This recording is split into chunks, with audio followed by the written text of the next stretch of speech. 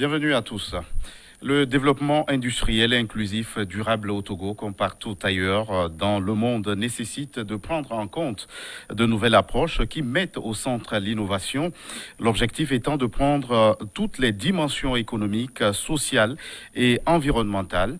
Des initiatives à l'instar du Salon Ferrin au Togo promeuvent cette démarche dont nous allons parler sur ce plateau avec un confrère journaliste, Guy Watson. Merci d'avoir répondu à notre invitation. C'est un plaisir de toujours partager le plateau avec les confrères.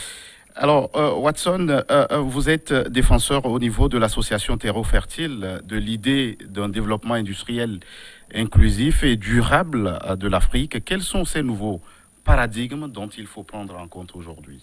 Les nouveaux paradigmes aujourd'hui, surtout au Togo, depuis un temps que le gouvernement a mis en place la promotion de la consommation locale. Et nous prenons déjà la base avec l'industrialisation, la technologie, tout ce qui est innovation, pour pouvoir prendre en considération tous ces aspects.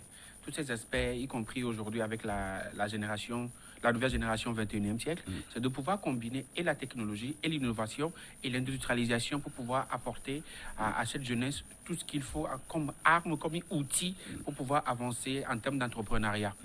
Alors, en termes d'entrepreneuriat, justement, nous sommes dans ce mois dit de la consommation locale.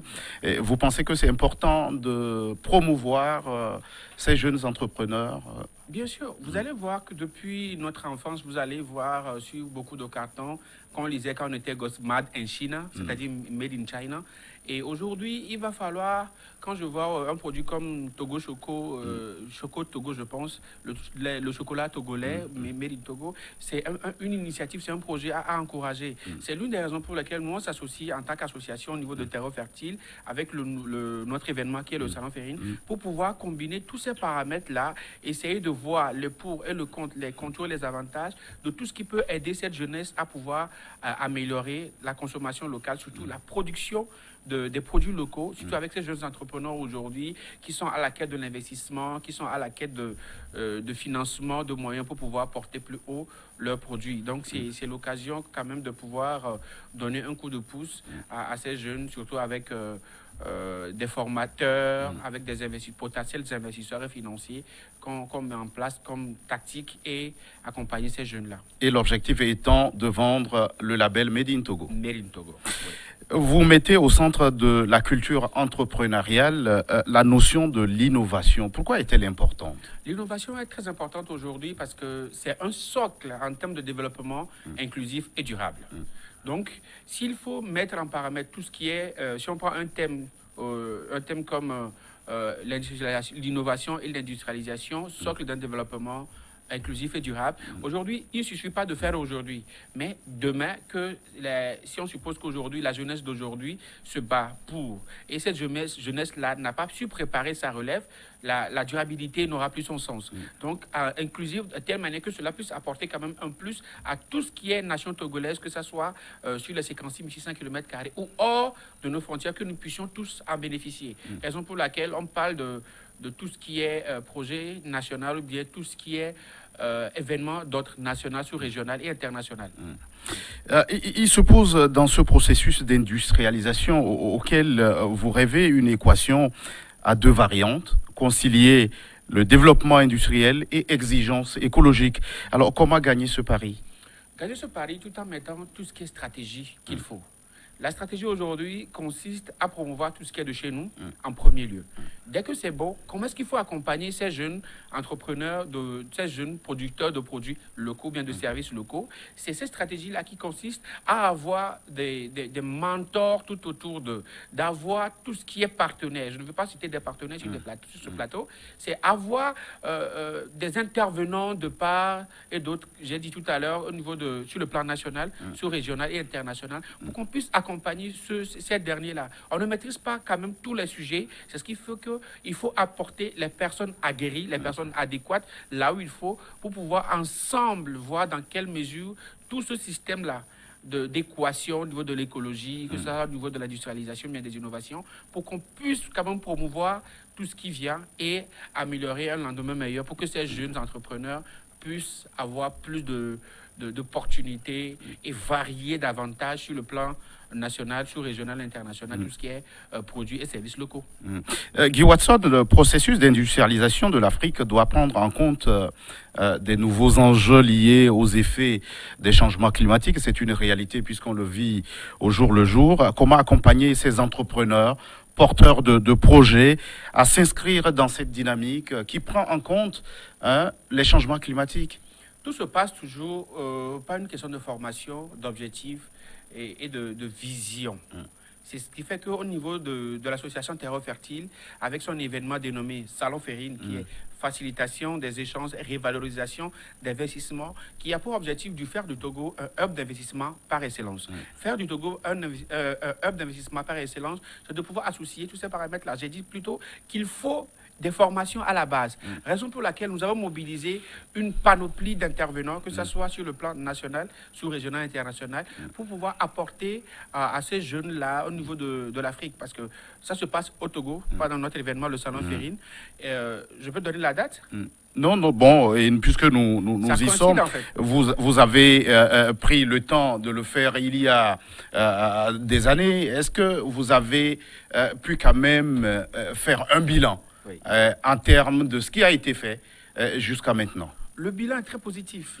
Le bilan est très, très positif par rapport à cet événement dénommé le Salon Ferrine, avec la première et la deuxième édition.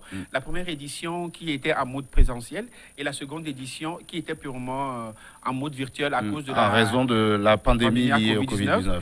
Donc, le bilan de satisfaction, étant donné que les participants, que ce soit en virtuel, que ce soit en présentiel, ont été satisfaits de tout ce qu'ils ont acquis en termes de formation, de talk-show, de conférences, d'expositions, de formation, des ateliers de formation que tout le monde a suivis, sans oublier qu'il y avait un concours qui s'appelle le concours Terre Fertile, qui consiste à recueillir les projets de ces jeunes-là, les sélectionner les meilleurs, et à la fin que le lauréat, ou bien les lauréats, 3 lauréats, le meilleur projet, le projet féminin, le vote du public, où ces projets-là sont accompagnés avec des chèques. Ces chèques qui vont permettre à ces jeunes-là de pouvoir financer ou bien démarrer effectivement leur projet, et sans oublier qu'il y a des formations à la base et qu'il y a des mentors. Le mentoring qui est aussi dans le projet, c'est-à-dire ces mentors qui ont déjà réussi, des personnes qui ont réussi en termes d'entrepreneuriat, qui sont des chefs d'entreprise, qui ont eu des difficultés à réussir, mais qui ont réussi. C'est l'occasion de partager ces expériences-là avec ces jeunes porteurs de projets, les former, les accompagner tout au long de leur processus d'exécution de leur projet. Alors, tout le monde est porteur de projets et j'imagine qu'ils sont nombreux, ces jeunes qui veulent entreprendre. Comment, sur quels critères on arrive à identifier un projet dit meilleur? Un projet dit meilleur parce que nous voulons voir certains projets existent déjà. Si peut-être ces derniers n'ont pas été informés et le projet arrive et que le projet existe déjà, il ne sert à rien de remettre ce même projet sur le tableau. Donc, les projets, en termes de nouveautés, en termes d'innovation, en termes de particularités qui puissent apporter un plus à la nation togolaise ou bien à l'Afrique, ce sont des projets-là qui sont sélectionnés. Des projets qui piquent l'attention du jury, des projets qui piquent l'attention de toute la nation togolaise, à ce point que si ce projet sort, ça veut dire qu'il y a quelque chose de nouveau, il y a quelque chose de plus dans tout ce qui est vie de l'homme, que ce soit... Le projet fait preuve d'innovation, vous voulez dire? Oui. Et vous avez pris, durant tout ce temps de mise en œuvre de votre programme, sélectionner ces projets, comment est-ce que vous assurez le suivi de leur mise en œuvre? D'accord. Je tiens à rappeler que ceux qui sont des porteurs de projets, que ce soit ceux qui sont sélectionnés pour les demi-finales, ou bien pour la phase finale du concours Terre Fertile, ceux qui ne sont pas même retenus sont accompagnés. Même s'ils n'ont pas cette chance au début de rencontrer des potentiels partenaires tout au long de ce salon Ferrine, il y a de l'accompagnement. L'association forme, l'association appuie, l'association accompagne en termes de conseils, de formation, de guide. Il y a plein d'aspects qui sont mis en œuvre pour pouvoir accompagner. Même les lauréats depuis la première édition sont accompagnés. Même si les membres de l'association, il y a un bureau ou bien un staff qui est mis en place par l'association Terre Fertile qui accompagne ces lauréats ou bien ces jeunes porteurs de projets. Il y a d'autres personnes qui qui sont des directeurs de société, des potentiels investisseurs, des formateurs, des intervenants, des panélistes qui accompagnent ces jeunes entrepreneurs tout au long de leur processus d'exécution de leur projet. Des jeunes entrepreneurs, des porteurs de projets, mais très peu arrivent à les mettre en œuvre, peut-être par faute de moyens, difficulté d'accès au crédit. Est-ce la raison pour laquelle vous avez cette initiative que vous appelez le mentorat au niveau de ces projets? Oui, bien sûr. Il y a, les 2 jours du Salon Ferrine consistent, j'ai dit que l'objectif du Salon Ferrine, c'est de faire du Togo un hub d'investissement par excellence. Donc, ceux qui ont des soucis pour avoir des financements pour leur projet, c'est l'occasion.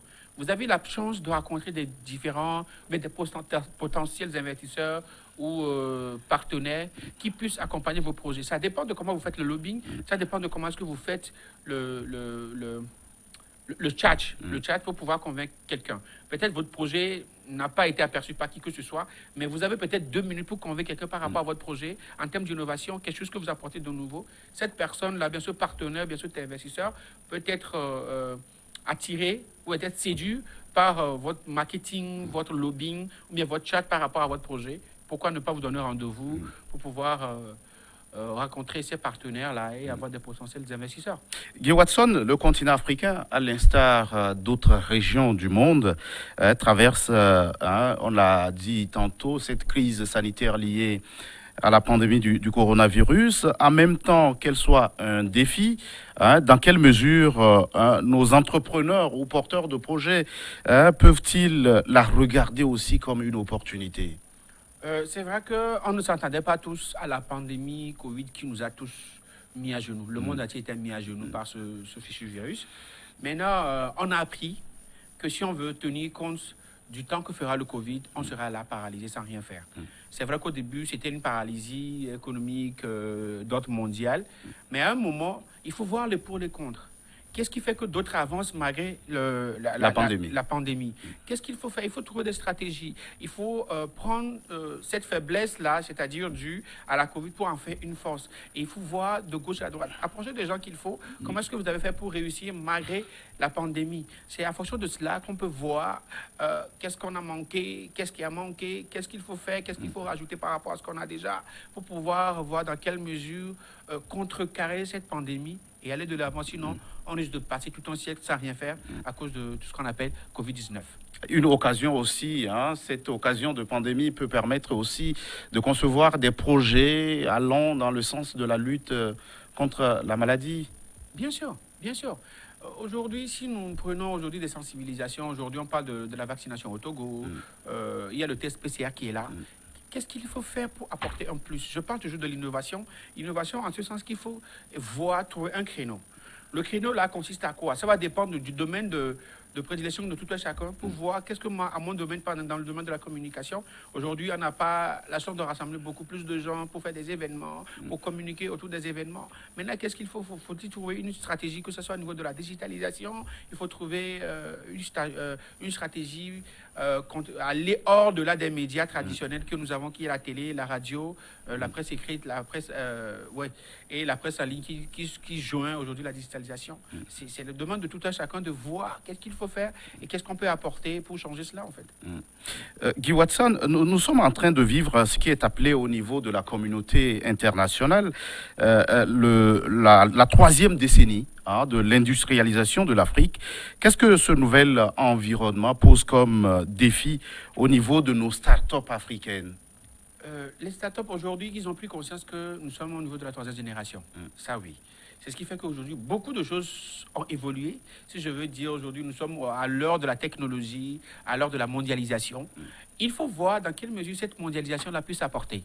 Dans quelle mesure la technologie aujourd'hui peut apporter. Aujourd'hui, je donne juste l'exemple de quelques applications qui permettent de livrer des plats, de nouveau des restaurants et tout. Ils se disent que, les choses évoluent. De l'industrialisation, on peut passer de là par rapport au niveau de la digitalisation. Si on peut livrer aujourd'hui son plat, je suis chez moi à la maison, je commande sur une application et on me livre à 30 minutes, 1 heure de temps après. C'est l'une des portes de sortie, des bancs de sortie pour pouvoir sortir des des fruits, je veux dire, des fruits de ce qu'on appelle la mondialisation due à la troisième génération, sauf si je me trompe. Est-ce que vous avez le sentiment que justement les jeunes tirent suffisamment profit de cette révolution numérique en cours sur le continent? Bien sûr, bien sûr, bien sûr. Et à voir les réseaux sociaux aujourd'hui où les gens communiquent, je pense juste des directs où les gens permettent de vendre, les gens puissent commenter, les gens puissent appeler et faire tout ce qui s'ensuit. Aujourd'hui, vous avez besoin de payer quelque chose, vous n'avez plus besoin de vous déplacer, vous envoyez par un compte PayPal, un virement bancaire. Aujourd'hui, les gens sont dans leur chambre, mais ils gagnent des millions. On n'a pas besoin forcément d'aller se promener, d'être en costard, d'aller sur les grands marchés, dans les gares routières et tout, pour pouvoir faire de l'argent. Donc, beaucoup de jeunes Africains aujourd'hui, c'est vrai qu'on n'est pas encore au top du niveau par rapport aux pays occidentaux, mais je pense que ça vient quand même. Au niveau de terreau fertile, est-ce que vous avez une cible particulière que vous visez? La cible, ce sont les étudiants, les entrepreneurs, les jeunes porteurs de projets, des institutions privées ou publiques, les formateurs, tous ceux qui sont passionnés du monde de l'innovation, de l'entrepreneuriat. Parce que justement, les jeunes aujourd'hui, l'autre souci qu'ils ont, c'est l'encadrement. Oui. On ne devient pas entrepreneur qui veut. Oui. On devient entrepreneur qui veut vraiment réussir dans l'entrepreneuriat. C'est ce qui fait que l'association Terreau Fertile a mis ce salon Ferrine en place jusqu'à la 3e édition. Et c'est la raison pour laquelle on va se retrouver le 21 et le 22 octobre 2021, c'est-à-dire dans quelques jours, au niveau de la Blue Zone Kakaveli pour ensemble voir dans quelle mesure on peut débattre, on peut faire des conférences, des talk shows, des expositions, des ateliers de formation pour en savoir plus, tout ce qu'il faut pour l'entrepreneuriat, l'investissement. L'entrepreneuriat, l'investissement. Merci d'être passé sur ce plateau, Guy Watson. C'est un plaisir. Vous êtes journaliste. Merci à vous qui êtes restés à notre compagnie. À très vite pour un autre numéro de votre émission Focus.